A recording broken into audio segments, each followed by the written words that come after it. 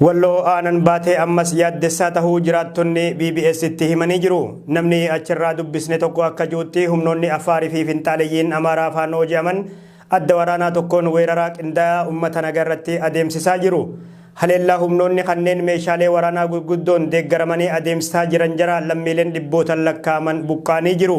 Humnoonni kanneen halkan edaarraa kaasanii kallattii hedduun waraana banuu isaanii jiraattonni himatanii jiru. Godina addaa saba Oromoo aanaa baatee irra kan jiru naannoo sa'aatii sagalirraa kaasee humnoonni addaa naannoo Afaar uummata keenyatti marsee yaalii adda addaa godhaa jira. Haga ammaatti yaaliin suni hin milkoofne fi malee yaalii jabaatu jira jechuudha. Humnoota addaa faannoo fi jiru humna shoroo keessaa jiru wal ta'uudhaan ummata keenya irratti yaalii adda addaa godhamaa jira jechuudha. Uummanni keenya yeroo ammaa kana karaa fudhatan isaanii buqqa'aa jira jechuudha. Naannoo edaa irraa kaasee uummata keenya marsan iddoo sanarraa karaa fudhatan isaanii socho'aa jira jechuudha uummanni keenya. Addatti naannawa akka shari'aa fi qallaa jedhamanitti haleellaa adeemsisaa jiru jedhame namoota biyyattiyyarraan baqadhu jedhee dura dhaabbataa jiru malee uummanni meeshaa maleeyyii baqatee jiraa jiraatan achirraa odeeffanne tokko. Haleellaan kun afeerraa naannoon Afaar Finxaaleyyii Amaaraa faannoof gooteen adeemsifamaa akka jirullee jiraattonni aanaa baatee himatanii jiru. Lola guyyootaaf itti fufee adeemsisaa jiru kanaan namoonni hedduun kan ajjeefaman yeroo ta'u gariin ammoo madaa'anii jirus jedhame. Qabeenyi ummataatis haleellaa humnoota kanneen manca'uu isaanii jiraattotarraa odeeffannee jirra. Humnoonni federaalaa naannichatti argaman weerara kana dhaabsisuuf fedhii akka hin qabne jiraattonni kan himan yeroo ta'u inumaa isaantu duuba jira shakkii jiru nutti uumee jiru. Raayyaan ittisa biyyaa weerara kana dhaabsisuu dhiisee waraana bilisummaa Oromoo yookaan ABO shaneetu naannicha keessa sossoo'a sababa jiruun opporeeshinii geggeessuuf qophiirra akka jirullee jiraatan aanaa baatee kun BBS itti himee jira. Finxaaleyyiin Amaaraa waraanni bilisummaa Oromoo magaalaa Shawaa Roobitti weeraree olola jiru hafarsanis garuu namni achirraa odeeffanne kun waraanni bilisummaa Oromoo Walloo keessa sossoo'uu himuudhaan waraanni bilisummaa Oromoo Shawaa Roobitti weeraree akka hin jirre dubbata. Humnoonni Afaarii fi Finxaaleyyiin Amaaraa iddoo marsan iddoo ganda shari'aa dhamtuu fi iddoo qallaa iddoo jedhamtu jechuudha. Qallaa kan marsanii uummata kana akka malee jechuudha. Dhukaasa adda addaatti dhukaasaa galgalarraa jamaranii haga ammaatti garuu waan dhiiga ta'ee waan meeshaa qabuu fi yookaan biyya kiyyarraa kan baqadha jedhetu achitti hafeera malee wanni maatii fi loon wanni kana fakkaatu iddoo sanarraa buqqa'aa jira jechuudha. Humnoonni kun adda waraanaa tokkoon hiriiraniiti waliin gamtaan lolaa jiru moo adda adda baaniiti kallattii adda addaatiin deemaa jiru? Humni isaanii walitti dabalameeti moo adda adda jechuudha?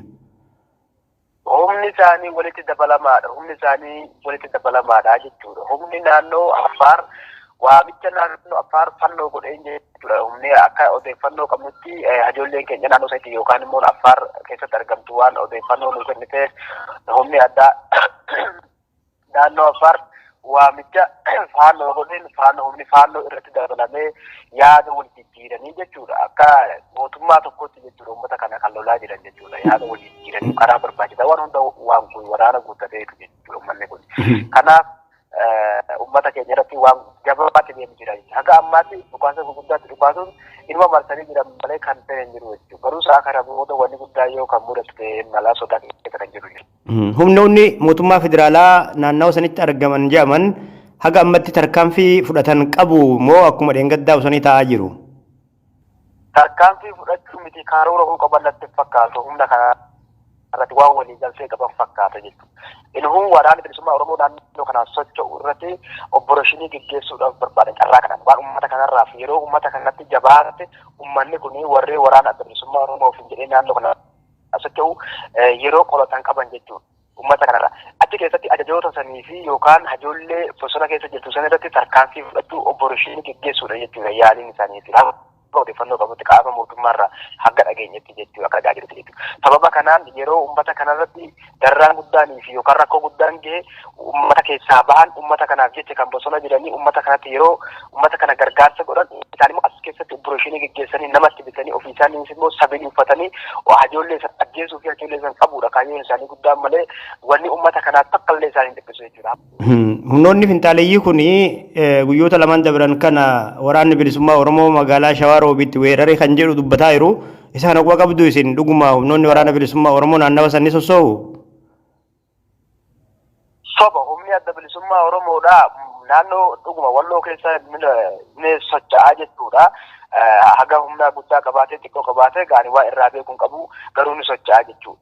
Humni waraanni adda bilisummaa Oromoo haga ammaatti tarkaanfii fudhatee fi haga ammaatti saba lole hin qabu jechuudha. Waraanni adda bilisummaa Oromoo jechuudha. Haga ammaatti hin dhageenyeef hin garreef jechuudha. Lammiileen Itoophiyaa magaalaa Finfinnee keessatti argaman waraana Raashiyaatti hiriiruuf gaaffii dhiheessaa akka jiran gabaafamee jira. Garuu imbaasiin Raashiyaa Finfinneetti argamu ibsa ebla 19 bara 2020 baaseen gaaffiilee dhihaataa jiru hin simanne jee. Dargaggoonni irra jireessi isaanii sabaan Amaaraa ta'an Raashiyaa cinaa goruudhaan Yuukireen loluuf imbaasii Raashiyaa Finfinnee jiru fuulduratti isaanii hiriiran mul'atanii jiru. Dargaggoonni yaada laatan akka jedhanitti Raashiyaan mindaa gaariin waan nama qaxartuuf lola keessatti hirmaatuuf fedhiin hiriiru ibsanii jiru.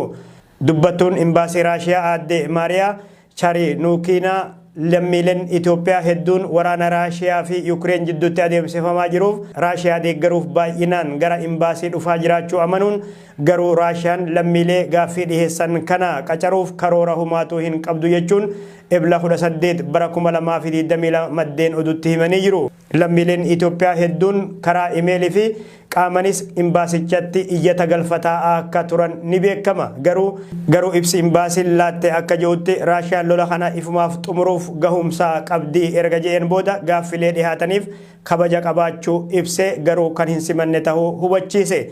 Faallaa kana ammoo ibsi imbaasii Yuukireen Finfinnee jirurraa miidiyaa hawaasummaa irratti maxxanfame Raashiyaan dargaggoota Itoophiyaa waraanaaf yeroo qacartu mul'ata jedhee jira. Ibsi kun dabaluunis Raashiyaan miirri Yuukireeniin injifatamuu itti dhagahamaa waan jirtuuf dogoggorsuuf tapha dhoysaa taphataa jirti jechuun akka malee qeeqee jira. Dura ta'an gamtaa Afrikaa Muusaa Faakii lolli Raashiyaa fi Yuukireen karaa nagaan akka furmaata argatu gaafatanii jiru. Faakiin kana kan jedhan yeroo bilbilaan ministeera dhimma alaa Raashiyaa Sargee Laavrov waliin bilbilaan dubbatanitti. Arif Ahmad dabalata qaba.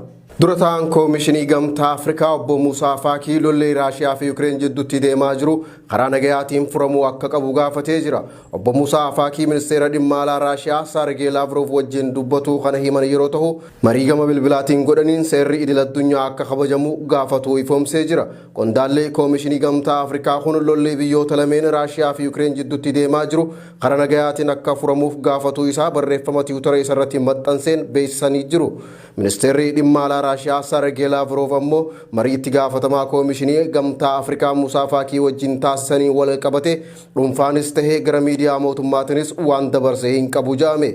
Ameerikaan biyyoonni Afrikaa Yuukireen bira akka dhaabbataniif yeroo hedduu gaafataa turuun kan yaadatamu ta'ullee biyyoonni Afrikaa hundinuu dhimma kanarratti yaada adda addaa akka qabantu mul'ataa jira.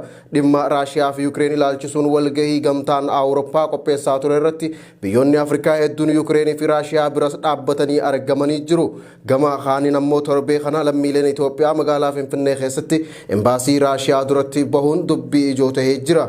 Dhimma kana wal qabatee imbaasileen Raashiyaa fi Yuukireen yaada isaanii miidiyaa Al-Ayni afaan Amaaraatiif kennanii jiru. Raashiyaan gaafii kana akkam fudhanne gama imbaasii ishii Finfinnee jiruun kan ibsite yeroo ta'u Yuukireen ammoo hin milkooyneef malee Raashiyaan Itoophiyaanota waraanaaf gaafatu yaaltee jirti jechuun komatte.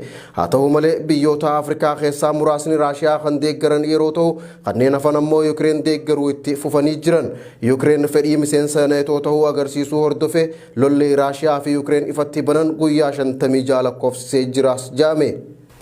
Tapha Premier League Ingilizii si'aayinaan eegamaa ture kaleessa galgala Liverpool fi Man United jidduutti taphatame. Liverpool goolii baay'ee 4-2 United adabee jira. Dirree isaa Anfield irratti United kan simate Liverpool tapha miidhagaa taphatuun olaantummaan mo'atee jira. Muhammad Salah galchii 2, Luis Diaz fi Sadio Mane taphattoota galchii takka galchuun Liverpool Premier League Ingiliz akka dursu taasisanii. Man United taphataan isaa cimaan Cristiano Ronaldoon sababa ilmi isaa lakkuu dhalate kan dhiiraa jalaa shafee ta'eef hin hirmaanne. Shamsu Bashir kanaafi kan biraatis dabalataan isinitti hima.